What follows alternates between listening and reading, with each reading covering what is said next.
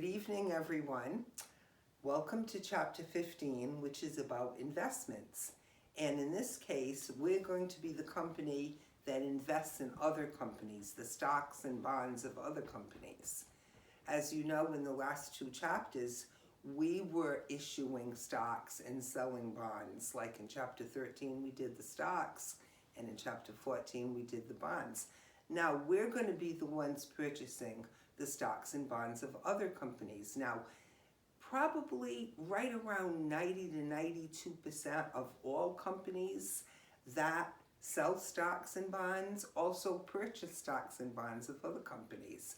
And a couple of reasons for this, to get the interest revenue, right, to help them pay their interest revenue and dividends. So that's money coming in. Also, it could be very strategic. They could be forming a liaison or a partnership with one of their competitors, a customer, a supplier, somebody in their supply chain, such as maybe a shipper or someone that receives, like a middle person that receives their merchandise. It could be a variety of reasons, but it's usually a strategic move for them to strengthen a relationship. So that's a couple of the reasons why they do it, a couple of the main reasons. So to get started, the first couple of pages give you an overview. Pages 809, which I should be on. Let me just make sure. I'm sorry, 801, I can't read my own writing. Well, that's because I'm on the wrong page. 801 to 802, the first couple of slides on 15.5 to 15.7 talk about why companies invest, and also the difference between short-term and long-term investments. It's the same kind of cutoff for short-term and long-term as we learned for assets and liabilities. Short-term investments, you're planning to sell them in less than a year. Long-term investments, you're going to hang on to them for a year or more. So it's kind of that same distinction. So that's the first couple of pages, and then when you get past that to slides 8 through 15, so that's kind of a larger section. Let me just move it along. It talks about the types. It first talks about bonds, which are debt securities. Let me see. Yeah, debt securities. Start on page 802 at the bottom. There's three types of debt securities. It always seems to be in threes, these things, but just the way it goes. Again, slides 8 to 15. Three types of debt securities, bonds. The first is called trading securities. These are short-term. The company plans to sell them in less than a year. Okay, they're going to sell them in the near future. So they're called trading securities. And then the second one is held to maturity securities, just like the name implies. They're going to hold these bonds until they mature. Okay? They're not going to sell them until they're done, until it's the maturity date and get the lump sum back. And there's the third type that's kind of a hybrid, if you will. It's called available for sale securities. And that isn't either or. And that's exactly the way they define it. It's such a weird definition. What isn't it instead of what is it? But it isn't an available for sale, and it isn't held to maturity. It's something that they really haven't made a decision on. They've purchased the bonds, but they're not quite sure if they're going to hold them for a short term or hold on to them for longer. Maybe not till maturity, but, more than a year. So if they're not trading or held to maturity, they're called available for sale. Okay. So that would bring us to the equity securities. And that's on the next slide. That was on number 8, number 9. Also three types. Okay, this is stocks, purchasing the stocks of other companies. And there's three different ways that companies do this. Okay? They can have a purchase, which is the most common, of less than 20% ownership. That means you have no significant influence, no say in the company's decision-making process.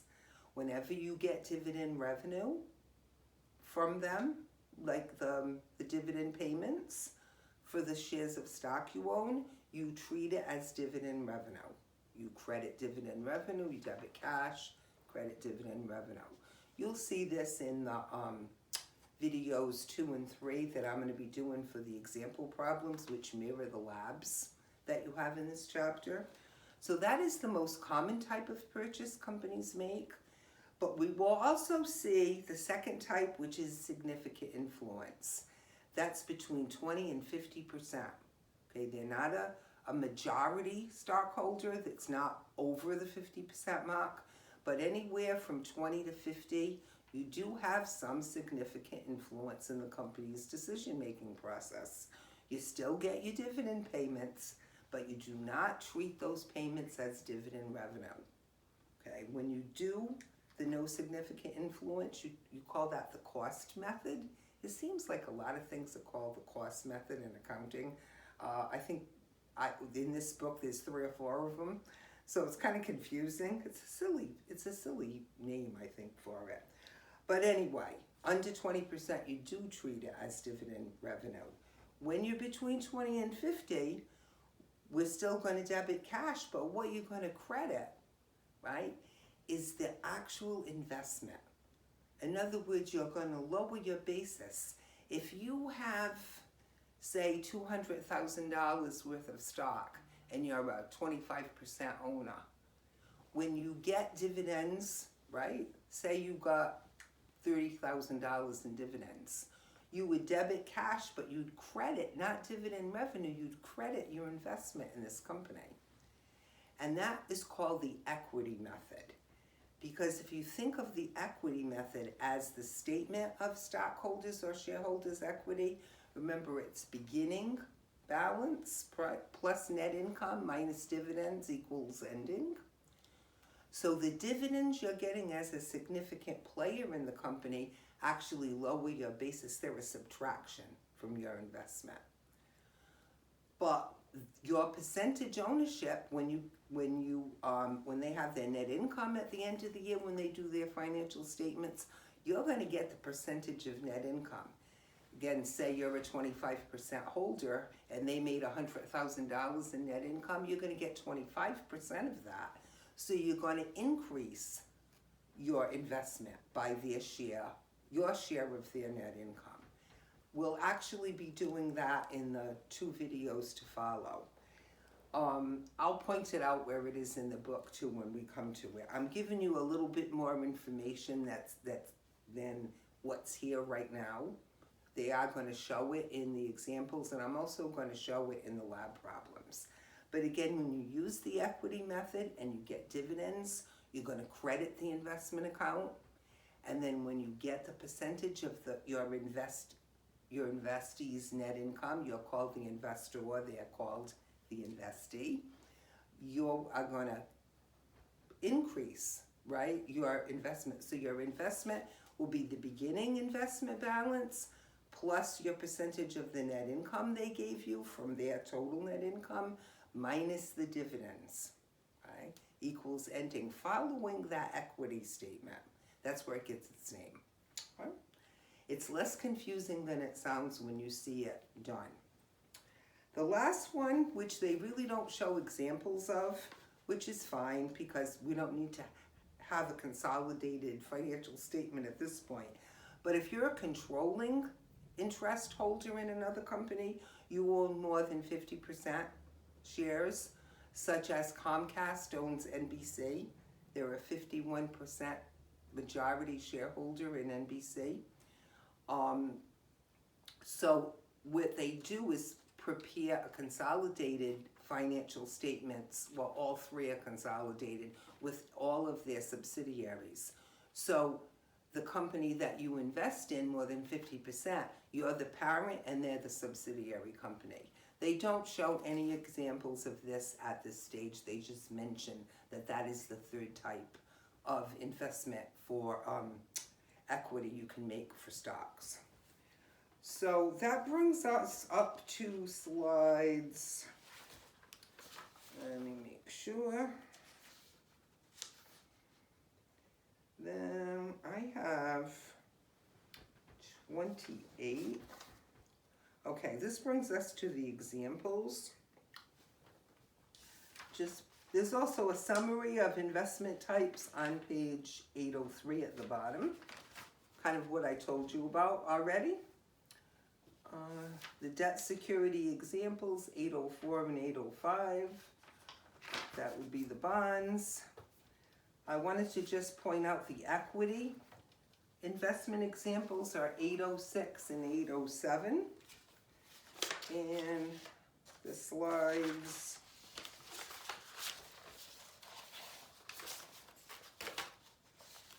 slides 17, the actual number slides, the cost method, which is the first one on the top of 806, when they purchase 20%, less than 20% of Yellow Corporation. They use the cost method. Treat the dividends as dividend revenue, which you see right underneath. That's the easiest one. They show them selling it, and they have a gain when they sold it because they got more than they paid. And then it shows the significant influence using the equity method. Slide 1522, that would be 807 to 808, and then the controlling is on 809. But I wanted to share with you, this slide is not actually in the book, but they do have a T account. If you have your book open, check out 808.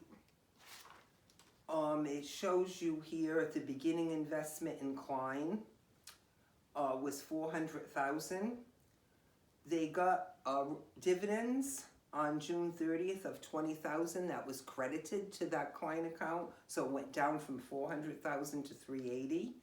But then on December 31st, they got $50,000 of Klein's net income, and that brought it back up to $430,000 is that ending balance.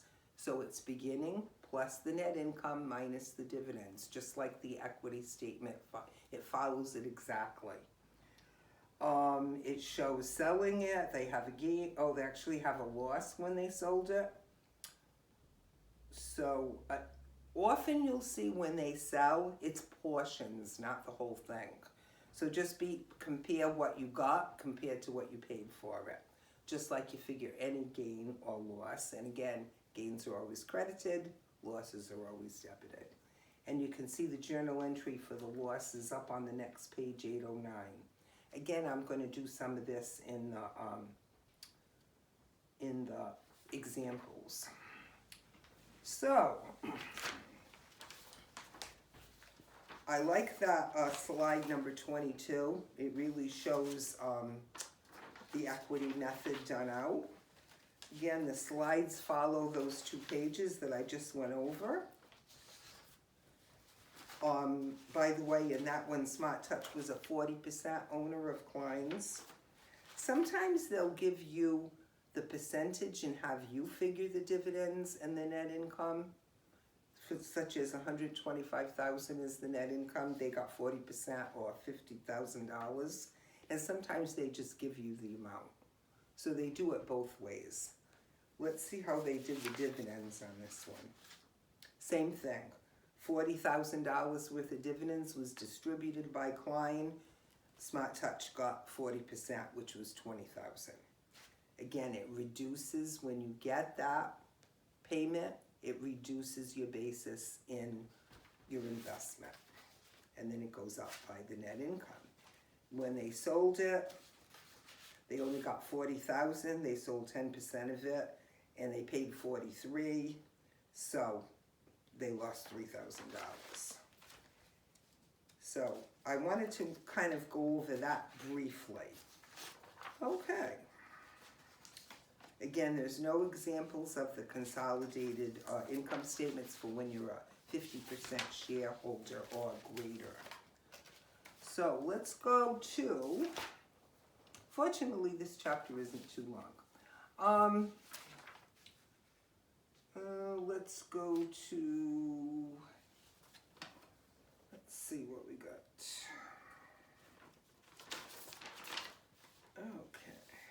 The next section, 809 to 813, slides 30 through 42. This is a fairly meaty section. Just kind of shows you in very, very good illustrations how debt and equity securities are reported on the balance sheet.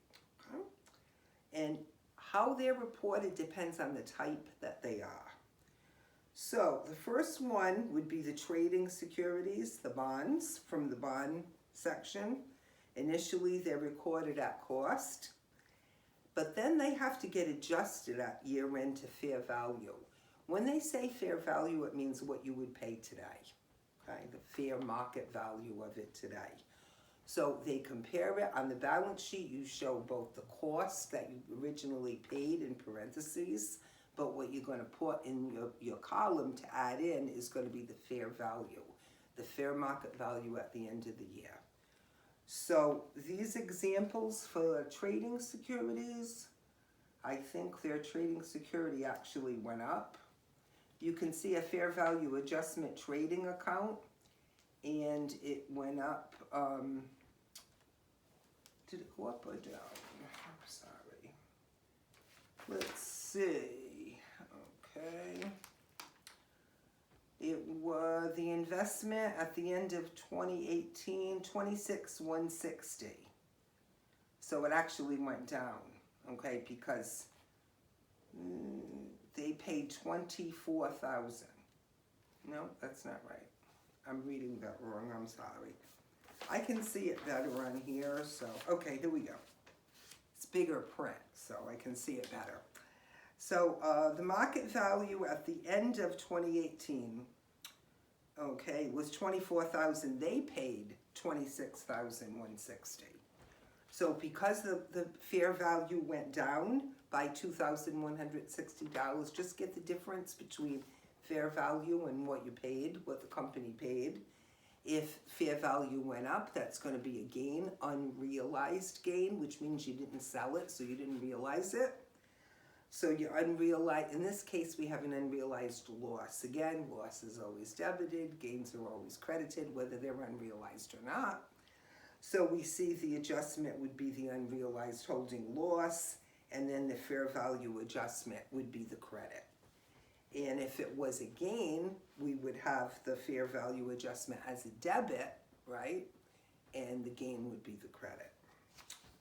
Okay. And they show you the little posting kind of towards the bottom of 810, and the investment T accounts appears as follows. I don't know if I hold it up, you can see. Here's your initial balance, the 26,160, and here's the adjustment down by 2,160, the difference between fair value and what you paid. And they show that is actually come down. I wrote say this because I think it's important. The fair value adjustment has a credit balance. It's considered contra. It's subtracted from the investment. But if it was a gain, it would be considered an adjunct account. It would increase on the same side. It would be a debit. Okay? And that would be the carrying value of the bond. If you look on the top of 811, you can see how it's presented on the balance sheet. Trading investments at fair value. Cost is 26,160, but the 24,000 is what gets recorded in the column to be added in. It also goes in other income and expenses at the bottom of the income statement as a minus. Remember we had, this is income and expenses not from your regular line of business. Unrealized holding gains and losses are included in that group.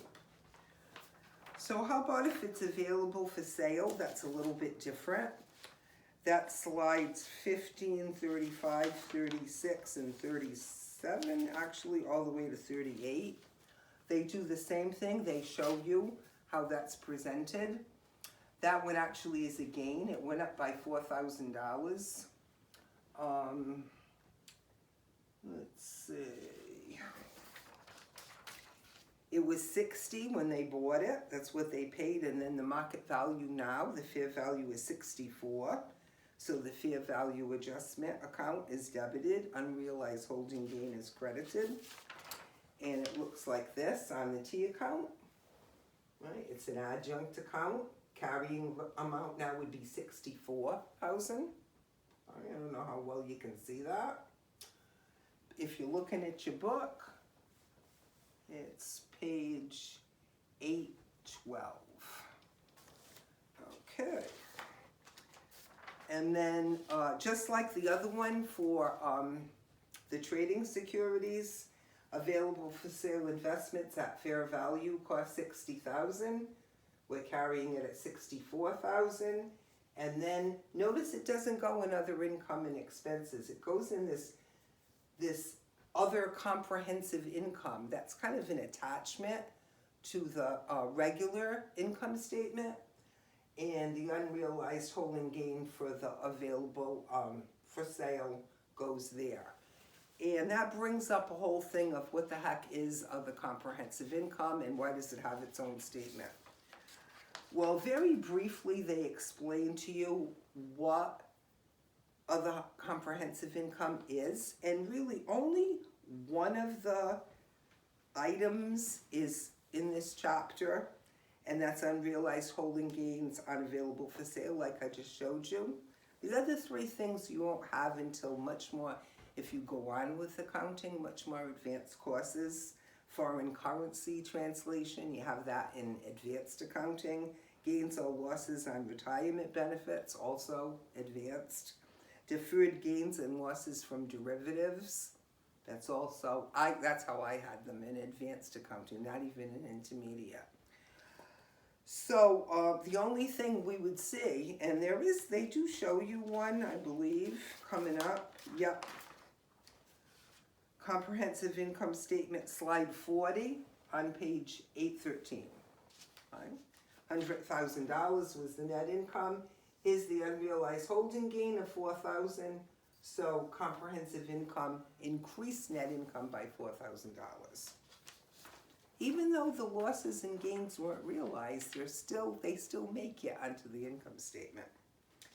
The held to maturity is reported as current or long-term, depending on when the maturity date is, and any interest revenue you get is in other revenue and expenses at the bottom of the income statement. Okay. Equity with no significant influence, the same thing. You must adjust to fair value at the end of the year between what you paid for it and what it is now. And the unrealized holding gain or losses also go in other income and expenses. I'm looking at slide 42 now. Page 813. There is a summary of all of this, all these points that I've been trying to make. On page 814, Exhibit 15-3, Debt and Equity Securities, Accounting Method, and Financial Statement Effects. Okay. The last thing is really, really easy. It's the rate of return on assets. How many dollars of sales do you get for every dollar you invest in assets? We actually had this before, all the way back in chapter 2. It is one of the very important ratios. We're going to see it for Kohl's. All you have to do is follow the formula, which is net income plus interest expense is the numerator over average total assets, beginning of the year plus end of the year divided by 2. And that's slide number 45 and 46, page 814. That's it for chapter 15. Coming up, I'm going to do some examples for you that look very similar to your 2 lab problems in your assignments. So I'll see you in a few minutes. Bye-bye.